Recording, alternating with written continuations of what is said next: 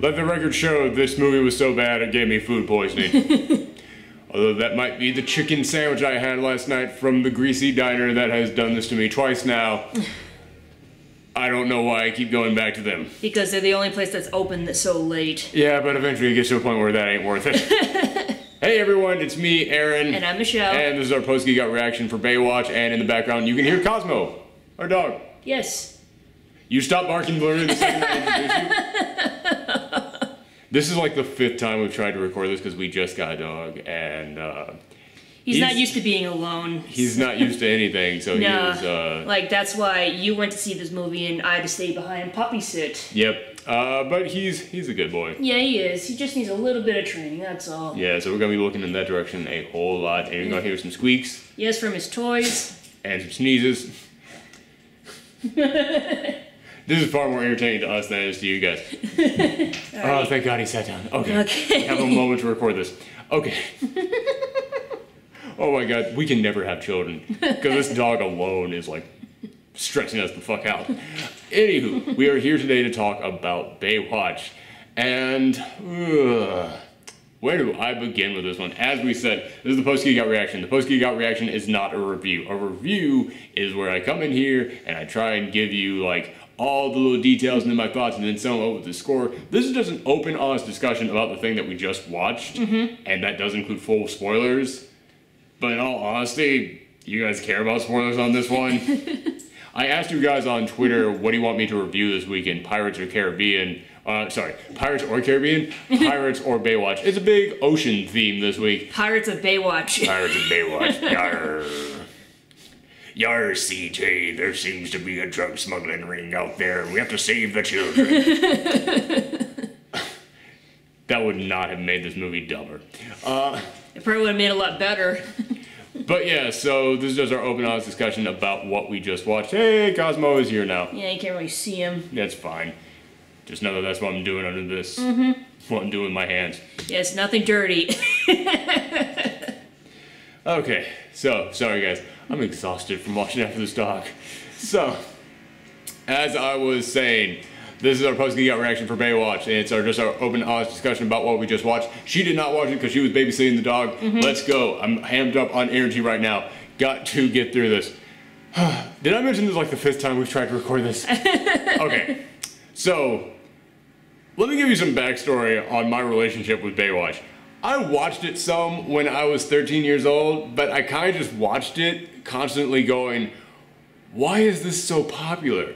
Like, I would also watch it because I was a 13-year-old boy and it had Pamela Anderson in it, and it's like, yeah, okay, obviously. But like, whenever people would talk about like the plot of it, I would watch this show like, are you for real with this? Like, the plot really seems to just be something here so that it's not just constantly people running in swimsuits. Like, it seems to be like, well, it's kind of like how back in the 80s when you had a children's cartoon that was meant to promote toys, they would have to have the message there at the end because that was the rulings. Like, you can't just have a half-hour-long advertisement. You have to have something important in there. It's like, you can't just have women running in slow motion for an hour straight every single week. You gotta have some kind of a storyline there. It's like, all right, fine. There's drug smugglers on the beach this week. Well, it's, for me, it's a bit different. Like, I'm like 2 years younger than you, so like, I wasn't exactly the age demographic. But I knew about Baywatch because it was parodied in a lot of cartoons, especially Animaniacs. Yeah. I feel like most people our age know about stuff that came before our age because of Animaniacs. Like, I knew what Apocalypse Now was when I was a kid because they had an entire episode parodying it on Animaniacs. Yeah, that's the amazing thing about shows like that, Looney Tunes. Like, you learn about pop culture from other pop culture. Yeah, but like then it was like hanging out at like my friend's house. Like she was like maybe like 3 years older than me. It was like we're neighbors. My mom was friends with her mom, so I was just hanging out with her, and like she was obsessed with Baywatch, and it's like, oh, it's on. I guess I might as well see what the big deal is. It's like, oh, it's just a soap opera aimed at a younger audience. Which, yeah, you told me that before, and when you said that that's why women enjoyed it, because it was a soap opera, listen, no offense to soap operas, I got addicted to Desperate Housewives for like an entire summer one year. this is a shit soap opera. There are so much better soap operas out there. I understand getting addicted to like really cheesy storylines that continue on every single week, but it's like, this one was garbage. Well, honestly, it was terrible. Honestly, there are girls out there obsessed with Twilight. Are you really that surprised that there are? Yeah, but Twilight is like hunky dudes with no shirts going around, and like some girl who's just like the embodiment of every single like, oh, I feel out of place character out there. So it's like I can understand that better than Baywatch, because Baywatch, was there any girl really digging David Hasselhoff back then? I don't know. I guess there were like some cute guys. I don't know. Like I don't really remember any of them. Like I said, I didn't really care for Baywatch. But we're bringing this up because, by the way, this is a post-Geekout reaction for the show, not the movie. I tricked you guys. We're bringing all this up because I've seen so many critics out there hating on this film, saying it doesn't capture the charm or the camp of the original. Yes, it does. 100%. I understand nostalgia. This is a channel dedicated to everything from the world of geekery and dogs, apparently. And a large part of being a geek is nostalgia. It's having a love for something that you experienced when you were growing up, but nostalgia can blind you. And speaking of somebody who did not have that love for the show when they were growing up, I can tell you 90% of this film is a totally accurate representation of the show. The other 10% is what you saw in the trailers where they were poking fun at. Like, I know that a lot of people out there is like, oh, it's gonna be like 21 Jump Street where it makes fun of the old thing. No, everything that you saw in the trailer was like, is she running in slow motion, or we have to go and stop these drug smugglers? Why? We're lifeguards. Well, who else is gonna do it? The police. Why don't you call animal control when there's a crazy animal out there? Why are we the ones on it? Why don't you call the police for diamond smugglers? It's like, that line that you saw in the trailer, the line about running slow motion and one other joke in here are the only ones in a 2-hour-long film. Why are most comedies these days going 2 hours? An hour and a half is perfect timing for a comedy. But it's a 2-hour-long film, and that's the only like 3 times that they stop and make fun of the old show.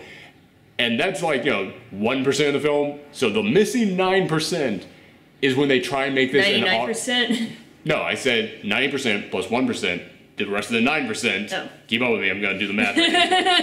You're better at math than I am. The remaining 9% of this film is when they're trying so hard to make this an R-rated comedy.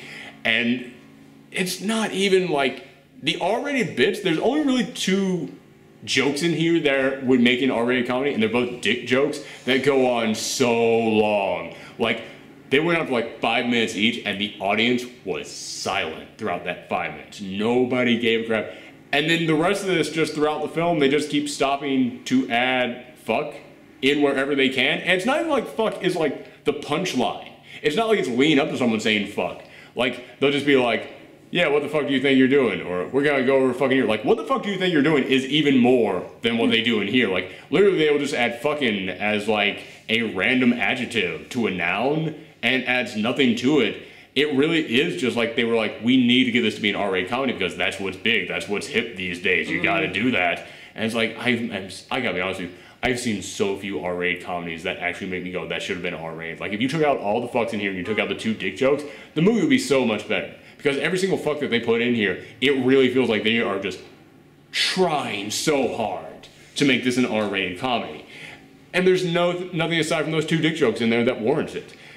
So aside from that 1%, that 9%, the remaining 9% of this is just a legit episode of Baywatch. Like, shot exactly like one, looks exactly like one, the acting is a little bit better, I'll say that for it, but the plot is exactly the same, the villain is the same, like one note, she just wants to take over the beach for no reason at all, villain.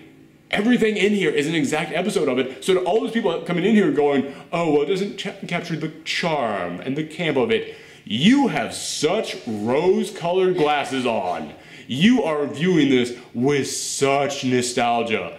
That is the only reason why you are saying that this doesn't capture it, because you have built Baywatch up in your head to be something so huge. I was watching this like, this legit feels like I am just watching a 2-hour-long episode of Baywatch. So yeah, I gotta get that right out of the way. It's like, dude, I'm sorry.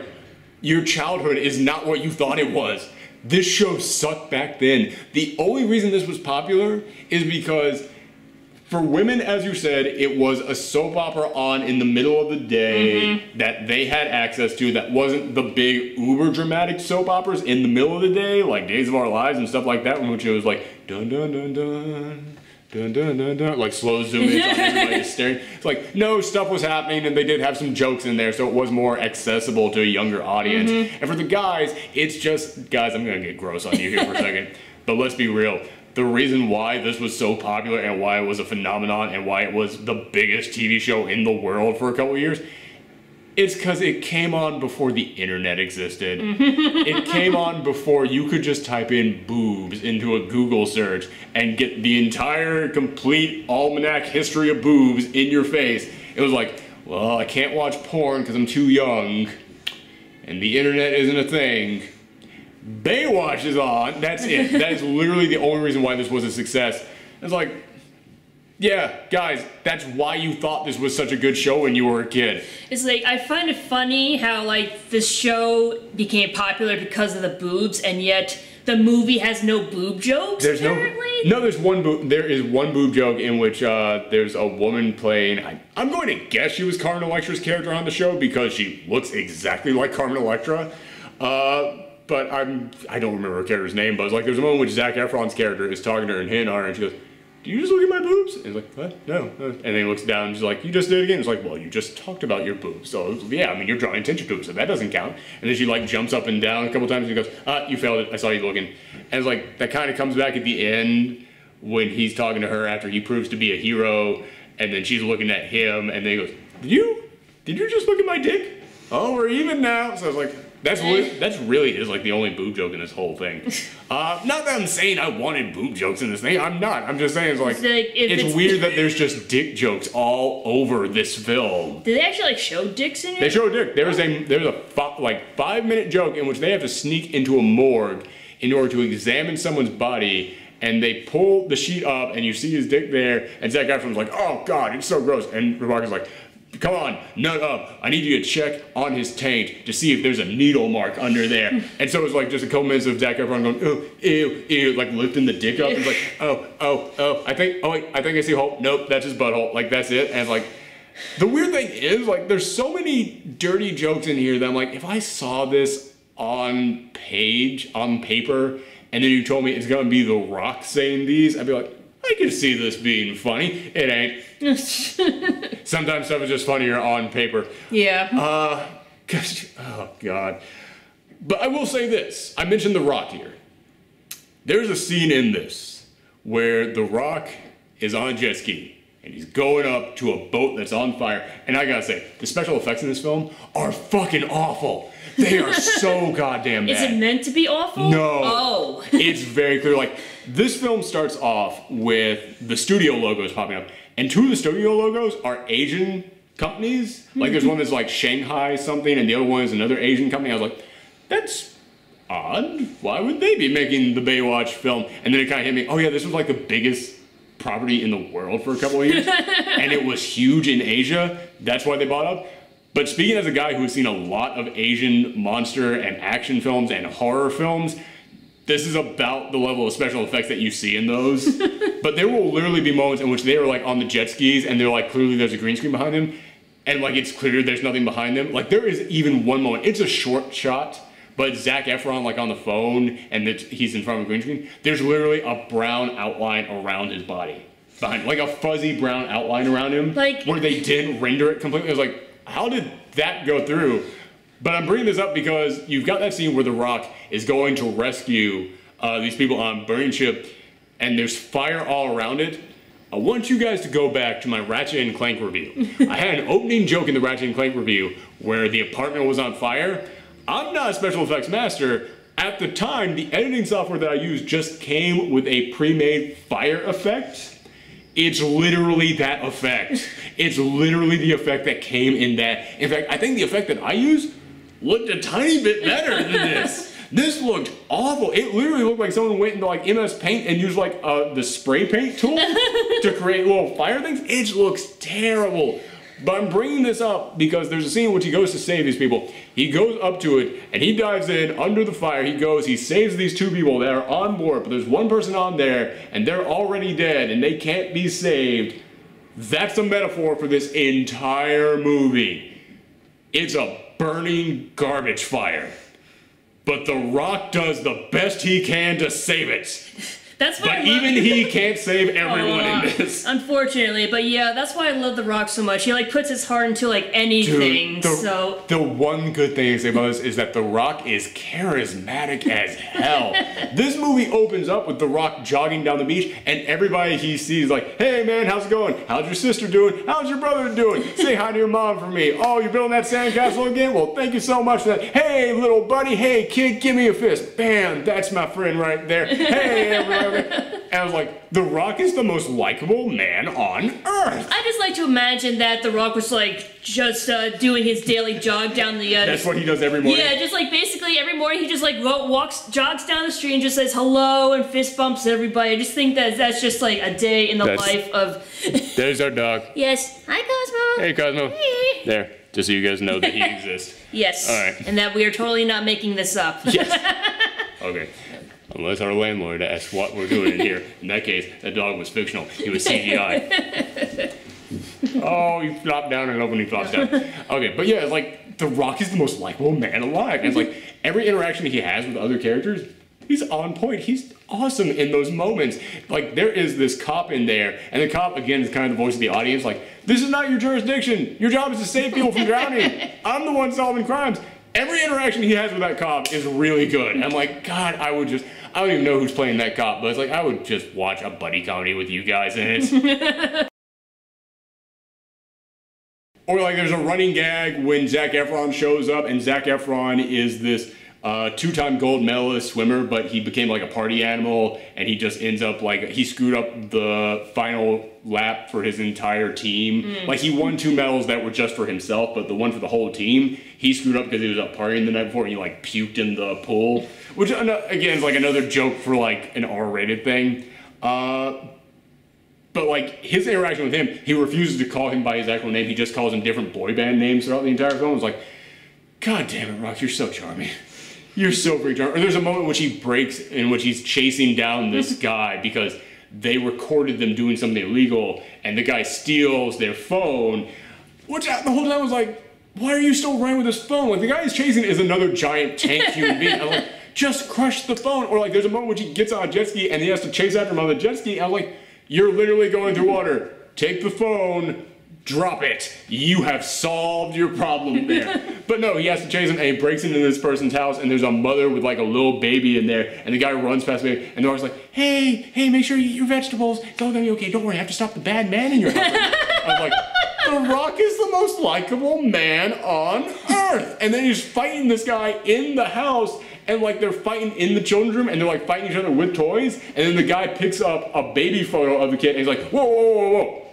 No baby photos, man. Have some class. And he's like, oh, okay. I was like, God, The Rock is too good in this film. The Rock is the only saving grace of this entire movie.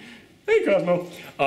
Just like Cosmo is the saving grace of this post-Geekout reaction. Which is interesting because, like, Cosmo was wrecking the post-Geekout reaction 5 times before we did this. But he's being okay. He's being a good boy now. Yes, he is. Okay.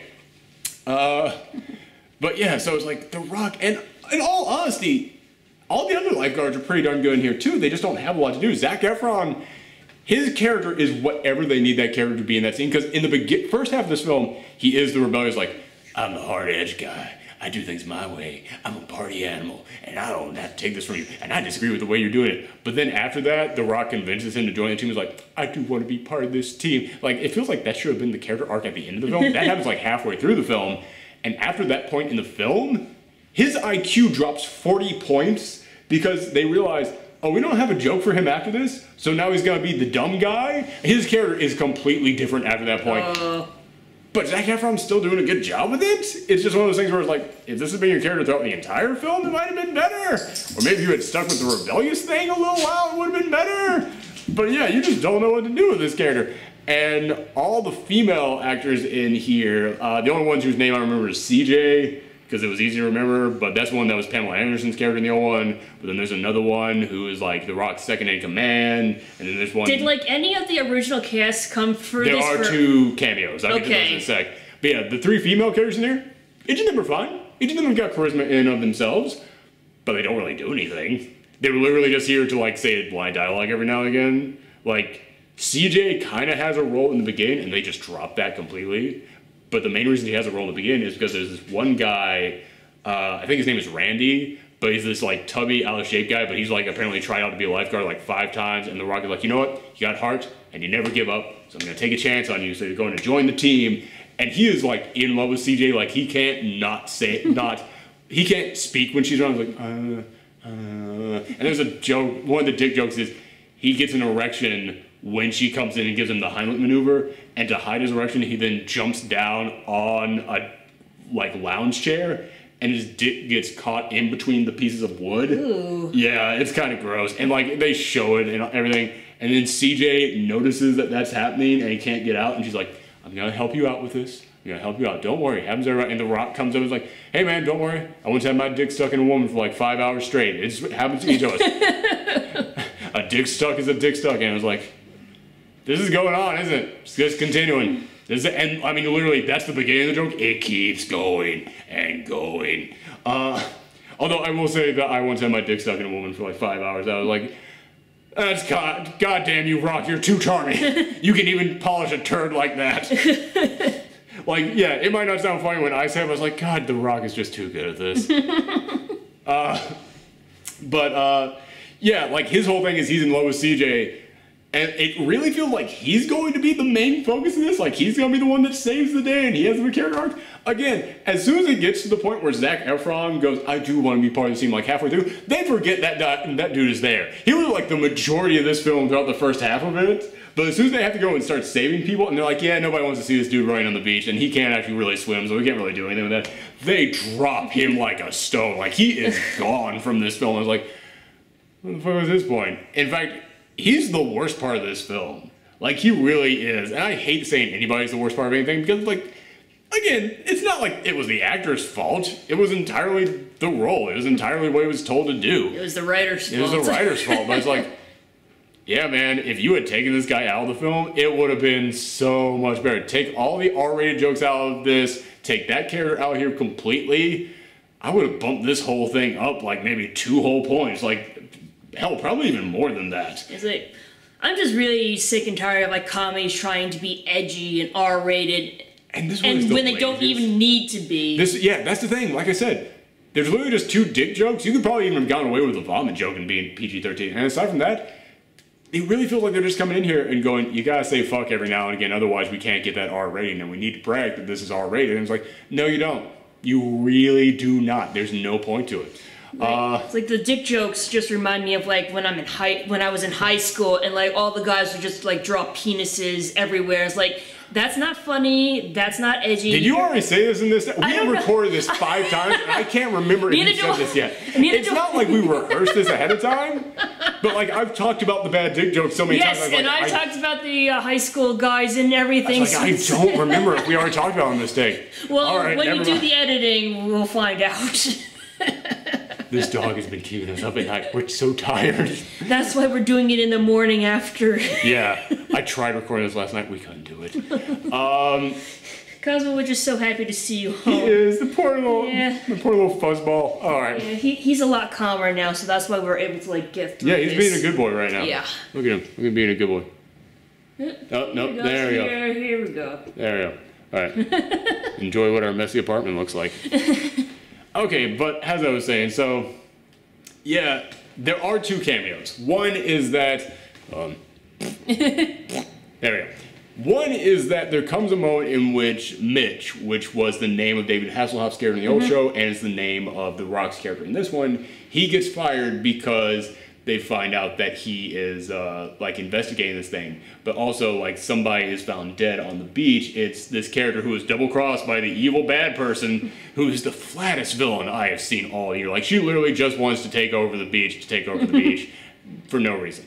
But there's a moment in which she kills someone, they wash up on the shore, and they're like, And this was while he was out investigating like her criminal organization. And they're like, yeah, this guy was found down on the beach. Nobody was guarding Life Tower 1. Nobody was guarding the main life tower. Whose job was it? And he goes, it was my duty, sir. I should have been there. And like you get a sense like he's covering for Zac Efron, like maybe Zac Efron should have been there. But Zac Efron was with The Rock doing this, and it's like, yeah, man, that is your job. I'm sorry, but even though your boss is working for the evil bad lady, which is obvious right from the start, yeah, he's got a point. Your job is to save people on the beach. You want to go and investigate and solve crimes, fine, but you got to do it when you're not on shift, brother. So it's like, I can't even feel bad for you, but he gets fired and he starts working at a Sprint store. And it's real sad because he's trying to like give people fist bumps as they come in and they don't want to do it. And it's like you can tell he's like not popular anymore. But then there's a moment in which like there's a joke when he goes, I'm giving you these keys. It's the keys to Life Tower 1. My mentor gave it to me when he passed on to me. And the little keychain has got David Hasselhoff's face on there. And I was like, okay, so that's which a guy applauded that in the, there's one guy who anytime a reference the old one came up, applauded. And I was like, are you sitting over there in like a long trench coat? Like, please tell me that, like, why do you have a love for this? I don't get it. But like, I was like, so actual David Hasselhoff did not appear. Yes, he did. Oh. Because when he's at the Sprint store, there's a moment in which he's talking to somebody trying to get him by phone, and then all of a sudden you hear this voice, what's the matter, Mitch? This isn't how I trained you. And then you turn around and you just see his feet down there on the ground in like slippers, and he goes, you're wearing regular people's shoes? Come on, that's not what you're about. And like, we all know it's David Hasselhoff, but I was like, are they just not gonna show him? They're just gonna show the feet? And then the I'll be there song starts playing. It's the only time it plays in this whole thing. I'm like, for real? Because that was the other thing that people remember from this show. Why are you not doing that? So, that starts playing, and then it zooms up to see it's David Hasselhoff, and he's like, get back in there, Mitch. Thanks, Mitch. And I'm like, so is the old show canon? Like, is the old show canon? They just found people to replace them with the exact same names? Because the other guest star is at the end of this when everything's solved. They go, oh, and I'd like to introduce you to the head of our Hawaii division. And they say her name, and like I don't remember what it was, but I found out from another review it is what CJ stood for. It is what Pamela Anderson's name on the old show was. And Pamela Anderson does walk in there, and she's moving in constant slow motion. I was like, all right, that's kind of a good gag, I guess. Whatever. But yeah, it's like, so, but again, it was like, wait, so that was her character's name, and David Hasselhoff's character was his character's name. Literally, is this canon with the old show? Like, I don't even care about the Baywatch extended universe, but like, is this canon with the old show, and just everybody working there now took on the names of their previous? That's weird. It's really weird. I'm just thinking back to that Futurama episode with Fry and Pamela Anderson. It's like, oh yeah, it's me, Pamela Anderson from Baywatch, the movie. It didn't come out yet. Oh my God, you're right. So it's like, so he doesn't know that I won an Academy Award? No, crap. Oh my God. What if she gets like the Lifetime Achievement Award? Because she's not getting nominated for this, but like, she's been around long enough, I could see her getting the Lifetime Achievement. Oh. You know, Futurama is happening, people. Aside from, didn't Al Gore become president in that universe? No, he didn't. All right, whatever. I'm trying to think of like all the ways that Futurama doesn't match up, which is probably many at this point. Wow, you're right. That's a good pull. But yeah, so that's it. And like, there's really, like, aside from this, just like I said, the story's dumb, the villain is non-existent, the plot just goes all over the freaking place.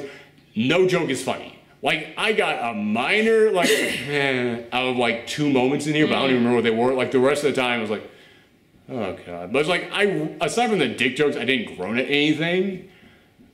But this film probably would have been like a worst of the year contender if it were not for the fact that The Rock is so damn charismatic. Like, him, and like I said, aside from like the Randy or whatever his name was, who you could totally have just cut out of this whole film, aside from him, literally everyone that has charisma in here, Zac Efron has a lot of charisma. He needs a new agent, but he's got a lot of charisma. But like, yeah, that's the one thing saving this film. Like, so far, I will still say King Arthur, I think, was worse than this. simply because I didn't care about anyone in there. In this one, I'm like, God damn it, I care about The Rock in this. Zac Efron I even care about a little bit. If like the other characters were in here more, I might care about them too, because they're not that bad in this. It's like that show you don't watch except for that one character. Kind of is. But yeah, it's like this really, like, I feel like this is getting too much hate right now, simply because people have built up Baywatch in their minds to be this huge, amazing thing. It was not. It was a bad show. This is a bad movie, except, God damn it, The Rock is so good there. I'll also say, on a very weird, like, morbid curiosity level, I kind of have to give this another point, because there's a moment in which The Rock and Zac Efron are competing on the beach in these big trials to become a lifeguard. And they're crazy, like, physical challenges. Like, you see, like, Zac Efron doing, like, some, like, ninja warrior stuff. And I was just like, that's pretty damn impressive. I don't want to give the movie a point for it, but I am entertained just by seeing that a person can physically do that. Was it a stunt double? Or? No, it's totally him. Nice. Zac Efron has worked the fuck out. Zac Efron, yo, he was always in shape. Yeah. He is like an action figure in this one. Like, he is literally like, no human being has muscles like that. Wait. And yet The Rock even still puts him to shame. Like, The Rock is still over there, like, The Rock is that guy who Zac Efron would have come up to, kick the sand in his face, then The Rock goes home and does the workout routine, and then he comes back like The Rock. That's what this movie is. Because Zac Efron is huge in this. But it would have been way bigger if The Rock was not standing right next to him. So yeah, like, I'll give it, I'm not going to do an actual review of this and give it an actual rating, but if I did, I would probably give it like a 4 out of 10, and 3 of those points are solely just The Rock. That's it. Because aside from that, this film, it's not hateable. It's not good either. It's definitely not good. It's far closer to hateable than good, because there's no good jokes in here. There's 2 like okay jokes in here.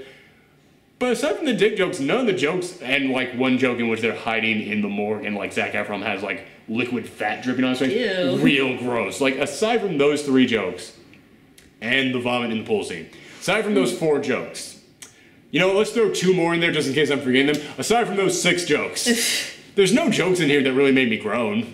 There's no jokes in here that made me go, oh, come on, man, what are you doing? They're just jokes like, meh. Womp. Yeah, and it's like, nothing is worse than a comedy that's bad. Yeah. But this is just a comedy that's non-existent. It's literally just a thing that you sit there and get through. But the reason you're able to get through it is because the characters are so damn charismatic. And when I say the characters, I mean The Rock and Zac Efron, and whenever the other characters aside from Randy were allowed to talk. That's it. So yeah, don't see this. But when it comes on Netflix, if you need someone to put on in the background, it gets the job done. It'll be fine. You will occasionally stop and look and see The Rock doing something charming and be like, The Rock is really damn charming. And then you'll be able to go back to vacuuming or whatever it is that you're doing. Like, that's what this is. It's a have on in the background movie. But thank you guys very much. Let me know in the comments what you thought of this review. Let us know what you thought about Cosmo. Which is probably what all the comments are going to be. But thank you very much. I will be having another one of these this weekend for Pirates, unless that chicken sandwich decides to turn my inside organs to liquid. So thank you very much. Come back next time. Bye. Let's get Cosmo one more time. Here you Cosmo! Hey, buddy. You a sleepy dog. Yeah, he took it himself out.